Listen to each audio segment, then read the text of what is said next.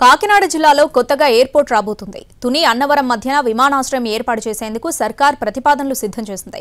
అటు భూములు ఇచ్చేందుకు రెడీగా లేమంటున్నారు రైతులు. అధికారులు మాత్రం భూసేకరణకు ఫైల్ తయారు చేస్తున్నారు. ఏపీలో మరో ఎయిర్పోర్టుకు ప్లాన్ రెడీ అవుతోంది.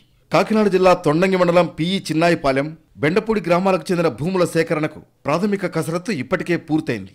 ఇక్కడికి విమానాశ్రయం రావడం వల్ల ఈ ప్రాంతం పారిశ్రామికంగా అభివృద్ధి చెందుతుందని ప్రభుత్వం భావిస్తోంది. 750 ఎకరాల భూమి కావాలని అధికారులు లెక్కలు వేశారు. ఇక్కడ 29 ఎకరాల ప్రభుత్వ భూమి ఉంది.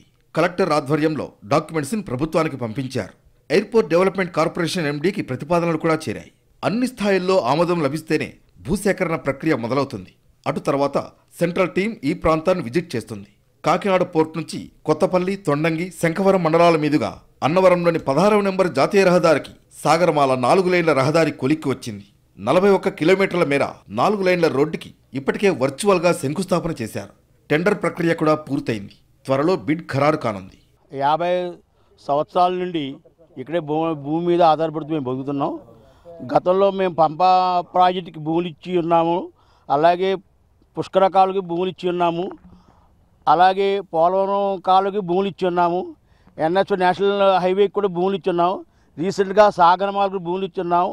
ఈవేళ నాకు ఎకరన్నర భూమి మిగిలి ఉంది. 15 ఎకరాల భూమి ఉంది, ఎకరన్నర భూమి ఉంది. అదే నా జీవనాధారం. మరి ఈ మధ్యకాలంలో పేపర్లో మరి ఇక్కడ విమానాశ్రయం వస్తుందని పేపర్ న్యూస్ వల్ల ఈ 3 ప్రాంతాలుగా రైతు సోదరులందరికీ గుండెల్లో గుబులుగా ఉంది. ఇక కొత్తపల్లి మండలం అమీనాబాద్ సమీపంలో ఫిషింగ్ హార్బర్ రాబోతోంది. దీనికి కూడా ఎయిర్పోర్టుతో మరింత ప్రయోజనం కలుగుతుంది. పెట్టుబడులు కూడా పెద్ద ఎత్తున రానున్నాయి. ఇక్కడ వచ్చిన సమస్య అంతా భూసేకరణే.